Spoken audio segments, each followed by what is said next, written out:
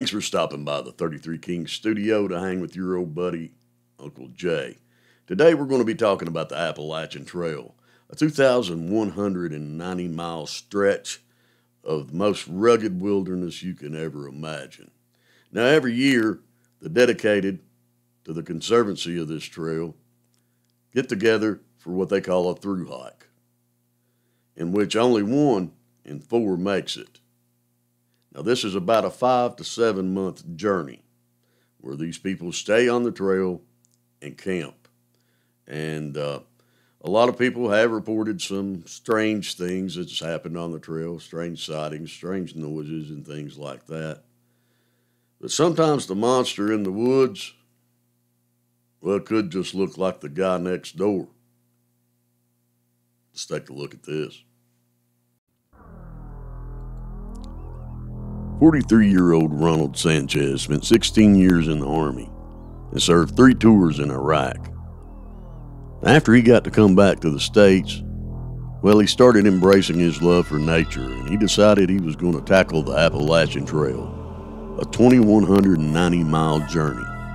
Now, he began his trek early in the season, but he had a slower pace than most due to a knee injury and some shoulder injuries. But by May 10th, he'd made it into southern Virginia, where he camped alongside 3 other hikers in Wythe County. On the morning of May 11th, the group encountered 30-year-old James Lewis Jordan, nicknamed Sovereign, from Yarmouth, Massachusetts. Now, the hikers reported that Jordan was acting kind of unstable, alarming to the fellow hikers on the trail. And Jordan also threatened to burn Sanchez and the others' tents. And when they tried to leave, he attacked them, killing Sanchez and wounding another. Jordan is currently undergoing a psych evaluation and awaiting trial.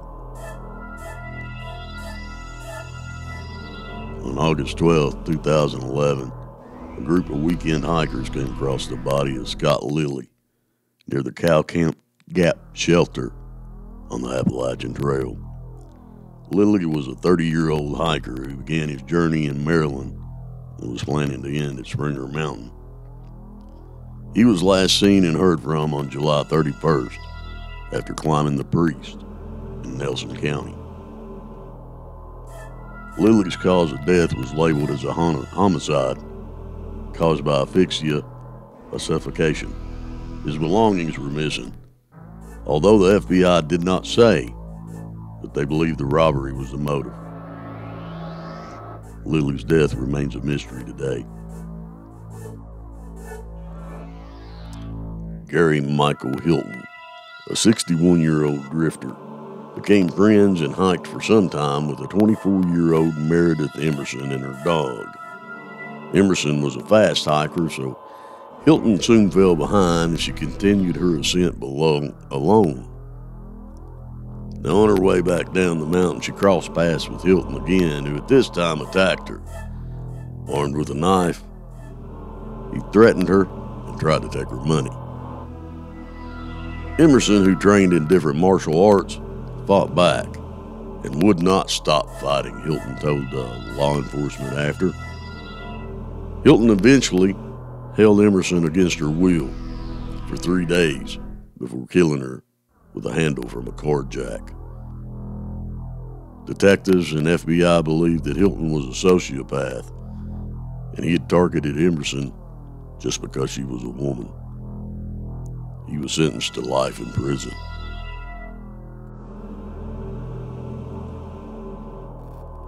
At 52 years of age, Louise Chaput drove from Quebec to Pinkham's Grant, where she stayed at a lodge at the Appalachian Mountain Club Visitor Center for the weekend.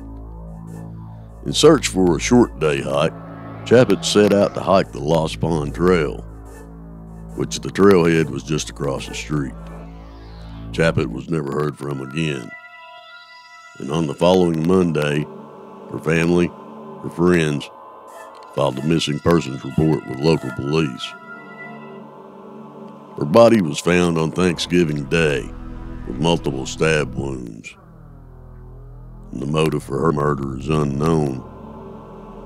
Her killer is still at large.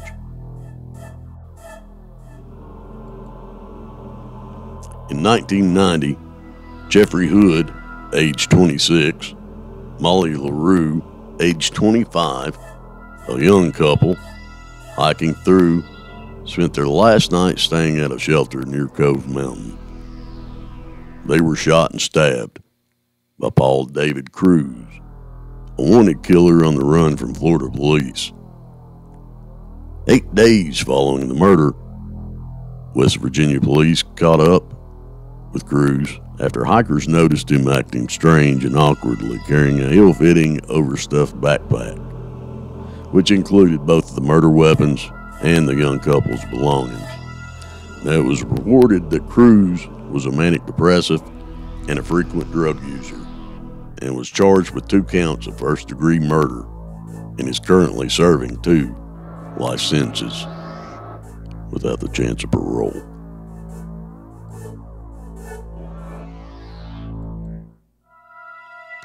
Stephen Roy Carr shot Rebecca White and her partner Claudia Brenner in 1988. White first ran into Carr at a public restroom near the camp, where he asked her for a cigarette. The 2 women encountered Carr again later that day while they stopped to look at their map. And that night, after they set up camp, Carr spied on the couple for some time before firing 8 rounds at the women, killing White and wounding Brenner. 10 days following the attack, Carr was arrested and sentenced to life without parole. Brenner went on to become a leading advocate for the anti-gay violence, and it was believed that this was a hate crime.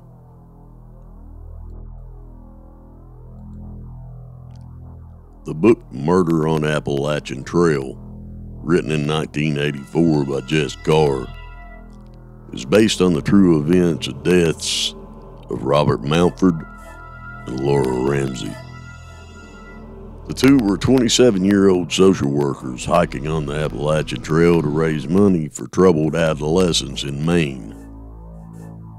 They were murdered by Randall Lee Smith while staying at the Wapiti shelter. Their bodies were found days later with knife and gunshot wounds, buried under dirt and brush in their sleeping bags. Smith was charged with 2 counts of murder, 2nd degree, and served 15 years of a 30-year sentence before being released for good behavior on mandatory parole. Later, he attempted murder again in the same location.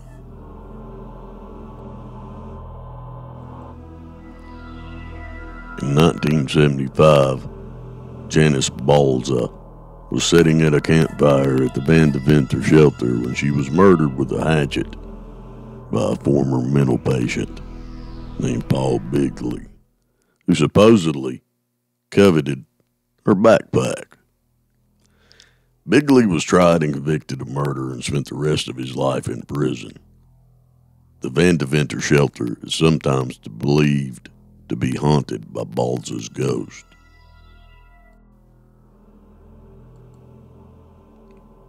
Now, in 1974, this is believed to be the first murder that took place on the Appalachian Trail. Murderer Ralph Howard Fox at the Low Gap shelter in Georgia was the killer. Joel Polson was hiking with a woman named Margaret McFadden when they stopped to spend the night at the Low Gap shelter. And it was here that they ran into Fox, a young man that was just spending the night at the shelter also. The following morning, Fox shot Polson, stole his gear, kidnapped McFadden, who was only 18 years old at the time, and after a few days, Fox released McFadden, who reported the incident to the police. Fox pleaded guilty and was sentenced to life in prison. Well, folks, I really hope you enjoyed hanging out with Uncle Jay at the 33 Kings studio. And let me add this. Not only are there cryptids, Bigfoot, big cats, big bear in Appalachia. Well, there's always the harm and the influence of crazy people.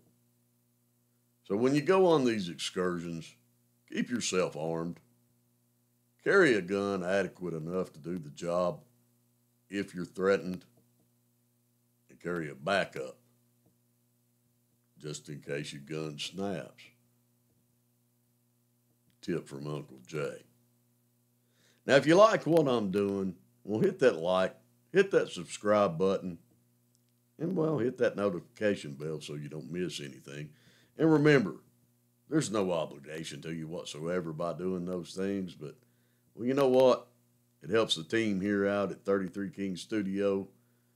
And not only that, if you have any encounters that you'd like to share with Uncle Jay, whether it be alien, anything, Bigfoot, big lizards, or just plain old ghost stories, well, send them in.